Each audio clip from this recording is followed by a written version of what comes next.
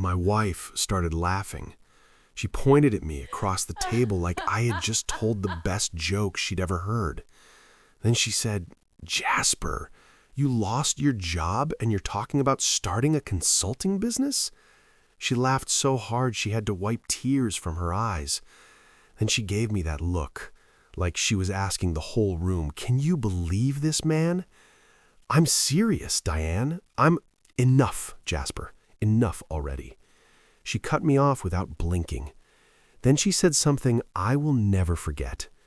"I didn't marry you to struggle. I need someone successful." She looked right into my eyes when she said it, didn't flinch, didn't lower her voice, didn't even have the decency to look away. "I need a real partner, not this." She waved her hand at me, one slow, lazy gesture, like she was dismissing a waiter. Still laughing. She moved her things out 2 weeks later.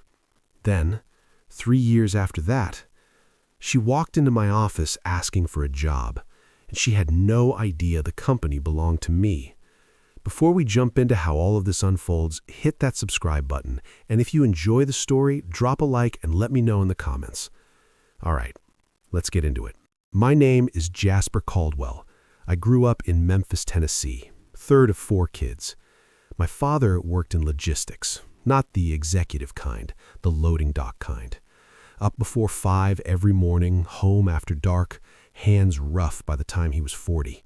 He never complained, not once. That's the thing about my father. The man had a particular kind of dignity that didn't need an audience. I carried that with me. I went to Tennessee State on a scholarship, business administration. Graduated, moved to Charlotte, built a career in operations consulting at a firm called Vantage Solutions. Worked there for 8 years. 8 years of showing up early, staying late, delivering results that other people sometimes got credit for. But I was patient. I understood that the work was cumulative, that you build a reputation the way you build anything, brick by brick, quietly, without rushing. By 33, I was director of supply chain strategy. Good salary, strong team, the kind of professional standing that made my mother proud in a way she couldn't always find words for. I met Diane when I was 31. She was in marketing, ambitious, sharp, beautiful. She had opinions about everything and wasn't shy about any of them. On our second date, she told me exactly where she saw herself in 10 years. The title, the house, the lifestyle. I remember thinking, this woman knows what she wants. I thought I was part of what she wanted. We dated for 2 years, got married in the spring. 60 people, a rooftop venue in Charlotte, a night I thought I'd be telling my kids about someday. The first year was good.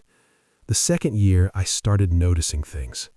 Diane had a particular habit of measuring our life against other people's. A colleague's husband got promoted. She'd be quiet for 2 days. A friend posted photos of a new house. She'd bring up our apartment in a tone that had nothing to do with interior design. She tracked other people's progress the way some people track weather, constantly, almost involuntarily. I mentioned it once, carefully.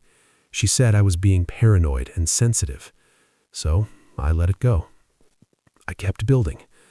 Then March came, and everything I thought was solid turned out to be standing on much thinner ground than I knew. The call came on a Monday. My division was being eliminated. The company had been acquired 6 months prior, and the restructuring finally reached my floor. 8 years. Gone. Effective in 30 days. I drove home that afternoon trying to arrange my thoughts into something that felt manageable. I had savings. I had an unbelievable professional network.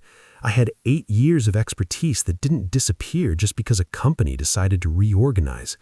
I had a plan, a real one that had been living in the back of my mind for 2 years.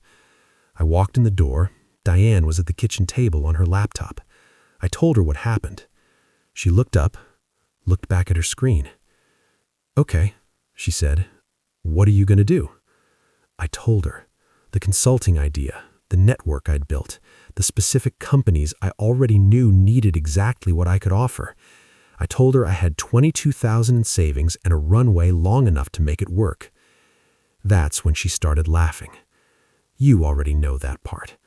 What I haven't told you yet is what happened the next morning, because it gets worse before it gets better. I woke up at 6. Diane was already up, already dressed. I thought maybe she'd had time to sit with it. Maybe the conversation would go differently in the daylight. She was on the phone in the kitchen again. Same posture, same ease. This time she wasn't talking to her sister. She was talking to a man named Gerald. I didn't know who Gerald was, but I heard enough. His name, her laugh, the specific softness in her voice that she hadn't used with me in months. I stood in that hallway and I didn't move. I didn't confront her, not that morning. I went back to the bedroom, sat on the edge of the bed, and for the first time since all of this started, I felt the full weight of what was actually happening. This wasn't just about a job. This wasn't just about ambition or security or two people disagreeing about risk. My wife had already left. She just hadn't moved out yet. I want to tell you what that does to a man. Finding out that the thing you thought was solid was already hollow. It doesn't make you angry, not at first. First, it makes you very, very still, like something in you goes quiet and cold and starts taking inventory, looking at everything you built together and calculating what was real. I confronted her that evening, calmly. I told her what I heard. She didn't deny it. She said Gerald was a colleague. She said it was nothing. Then she said something that told me everything. This is exactly why I need someone who has their life together, Jasper. I can't be worrying about what's happening at home when I'm trying to build something. She made my discovery of her betrayal into evidence of my inadequacy. I looked at her for a long time. Then I said, "Pack what you need. You can get the rest later." She looked surprised. I think she expected me to beg, to negotiate, to fall apart in a way that confirmed everything she'd already decided about me. I didn't. She moved out 12 days later. The divorce was final 4 months after that. She didn't contest much. I think she wanted it clean. Gerald, it turned out, was not a colleague. He was a senior VP at a competing firm. Successful, by her definition. Established. Ascending. I heard they started dating officially 2 months after she left my house. I filed that information away and I got to work. And I mean I got to work. Not from desperation, not to prove anything to her. Something had clarified in me. That stillness I mentioned had turned into something else. Focus. The particular, clean-burning focus of a man who has nothing left to manage except his own direction. I incorporated Caldwell Strategic Group on a Thursday in April.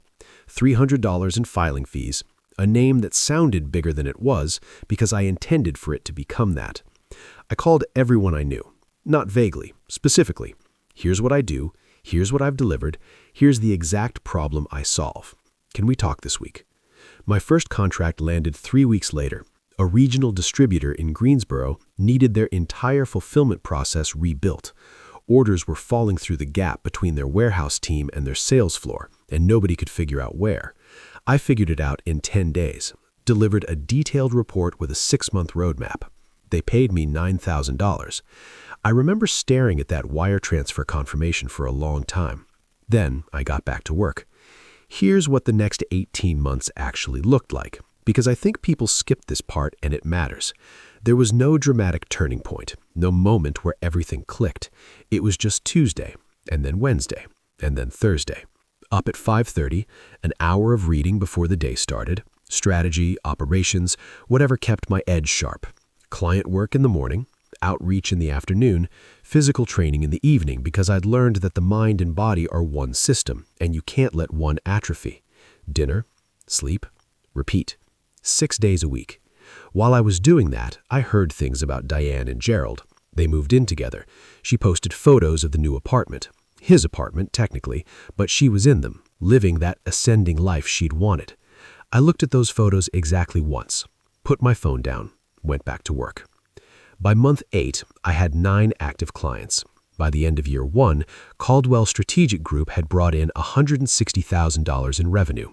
Me, one person, a laptop and an LLC, and the specific stubbornness of a man who had been laughed at in his own kitchen.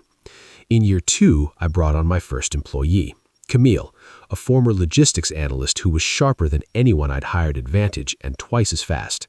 then a second analyst, then a project manager named Darius who had an instinct for client relationships that I genuinely envied.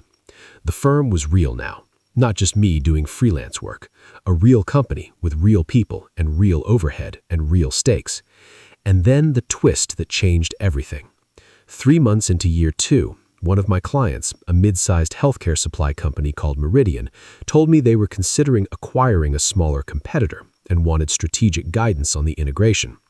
This was a different kind of work, bigger, M&A adjacent, high stakes, the kind of project that could either make your reputation or damage it permanently. I said yes. I spent 4 months on that engagement, deeper than anything I'd done. I brought in a financial analyst as a subcontractor, worked 18-hour days during the critical weeks, and delivered a full integration strategy that Meridian's board approved in a single meeting. The CEO, a woman named Patricia Osi, called me personally afterwards. "Jasper," she said, "I've worked with 3 major consulting firms in the last decade. What you just delivered belongs in that category. I want you to know that." I thanked her, professionally, calmly. Then I hung up the phone and I sat in my office alone for about 2 minutes. That project did 3 things. It paid well, $140,000 for the engagement. It unlocked 3 new clients through referrals from Meridian's board, and it put Caldwell Strategic Group in a different conversation entirely. By the end of year 2, our annual revenue was $480,000. I moved the firm into a proper office, 6th floor, uptown Charlotte, views I was still not completely used to. I built out the team, hired 2 more analysts, brought on an operations coordinator, started building a culture I was proud of, the kind of place where people actually wanted to show up. Then year 3, and the thing I never saw coming. I was expanding the team, posted a senior operations consultant position, competitive salary, serious role, the kind of hire that would take the firm to the next level. We started getting applications. Camille was screening them, flagging the ones worth a second look. She came into my office one afternoon with a folder. "This one's interesting," she said. "Strong background, some gaps I can't make sense of. Wanted your read." I took the folder. I opened it, and I went very still in a way that Camille noticed. "You okay?" she said. "Yeah, I've got it. Thank you." She left. I sat there reading the resume of my ex-wife. Diane had changed her professional name, using her middle name now, Diane R. Harmon instead of Diane Caldwell. But I knew her work history. I knew her writing style. I knew her. And then I read further. The most recent position listed, Senior Marketing Director at a firm called Apex Ventures. End date, 8 months ago. I did some quick research. Apex Ventures had dissolved, restructured out of existence after a leadership scandal. Gerald, it turned out, was not a colleague. He was a senior VP at a competing firm. Successful, by her definition. Established. Ascending. I heard they started dating officially 2 months after she left my house. I filed that information away, and I got to work. And I mean I got to work. Not from desperation, not to prove anything to her. Something had clarified in me. That stillness I mentioned had turned into something else. Focus. The particular clean-burning focus of a man who has nothing left to manage except his own direction. I set the folder down. I thought carefully for a long time. Then I made a decision that I want you to understand correctly. I decided to bring her in for an interview. Not for revenge, for business. Because I run a legitimate firm and I owe my team a fair process. I was going to evaluate her application the way I evaluated every application. But I was also going to conduct that interview myself. I kept my name off the scheduling communication. My assistant handled it. Everything by the book. The morning of the interview, I got to the office at 6:45. The building was empty. I made coffee, sat at the conference table alone for a few minutes in the quiet of the thing I had built. I wasn't nervous. I was ready. She arrived 8 minutes early. I watched her through the glass wall from the hallway, talking to my receptionist, easy and warm, working the room with that natural confidence she'd always had. She was dressed sharply, composed. You'd never know anything had gone wrong for her. I straightened my jacket. I walked in. The moment she saw my face, everything on hers went completely still.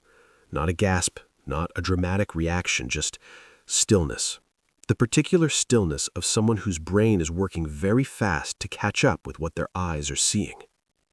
I walked to the head of the table, sat down, set my notepad in front of me. Good morning, Diane. I'm Jasper Caldwell. I'm the founder and CEO of Caldwell Strategic Group. Thank you for coming in. She opened her mouth.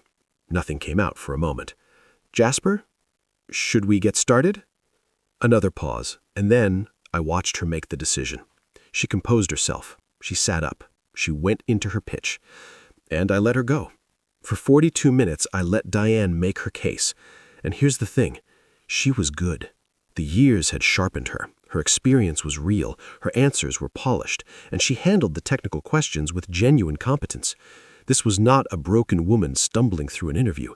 This was someone trying hard. I gave her the full process, every question, complete professional privacy, because she deserved that, and because I'm not the kind of man who uses power to humiliate. When she finished, she looked at me with something I recognized, the look of someone who thinks they might have pulled it off, a fragile, careful hope. I looked at my notes. Then I looked at her. Diane, your experience is real, and your communication skills are genuinely strong. I want to acknowledge that. She nodded slowly. But I have a concern I can't overlook. I let that land. Looking at your trajectory, the last 3 positions, the tenure at each, the circumstances of the departures, I see a pattern of attaching your professional stability to other people's structures rather than building your own. This role requires someone who is self-directed, someone who doesn't need external validation to stay committed, someone who can look at an uncertain situation and choose to stay and build rather than leave for something that looks more promising. The air in the room changed completely. Every word was professional. Every word was also true. Every word landed exactly where I intended.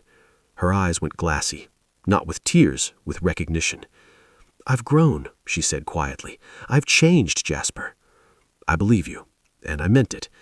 But growth doesn't automatically mean fit, and right now, I don't think this is the right fit. I stood. We're looking for someone who's proven they can commit when things get hard, not someone who's still working on learning that lesson. I buttoned my jacket. She looked around the room, the awards on the wall, the framed profile from the business publication, my team moving around outside the glass, the logo above the reception desk, the whole living, breathing proof of what I had built after she laughed me out of my own kitchen. She took it all in slowly. Then she looked at me one last time. I'm sorry, Jasper. Not about the job. We both knew that. I know. I walked out. I did not look back. That evening, she sent message to my personal number, which I hadn't changed. It said, "You deserved better than what I gave you. I hope you know that." I read it once, then I put my phone face down, finished the proposal I was working on, called my father, and told him the firm had just crossed $600,000 in revenue for the year. He was quiet for a moment. Then he said, "That's my boy." That was enough. That was everything. I want to leave you with something real, because this story isn't really about Diane. She was a chapter, an important one, painful, instructive, clarifying, but a chapter. The story is about what you do with the moment someone laughs at your dream. There are men who fold under that, who let someone else's contempt write the final word on what they're capable of, who spend years trying to prove something to someone who is never going to be convinced. I chose differently, not because I'm exceptional, but because I made a decision in that kitchen. In the silence after she waved her hand at me like I was nothing, I made a decision that her opinion of me was not the truth of me. That decision changed everything. Caldwell Strategic Group will close this year just over $1.4 million in revenue. We're opening a second office in Raleigh in the spring. I mentor 2 young analysts from HBCU backgrounds who remind me of who I was at 25, and I take that responsibility more seriously than any client deliverable. Last month, a young man came up to me after a panel I spoke on, maybe 26, 27. He said, "How do you keep going when everything falls apart at the same time?" I thought about it for a second. For real. I said, "You stop asking whether you can survive it. You just decide what you're going to build inside of it." He wrote it down.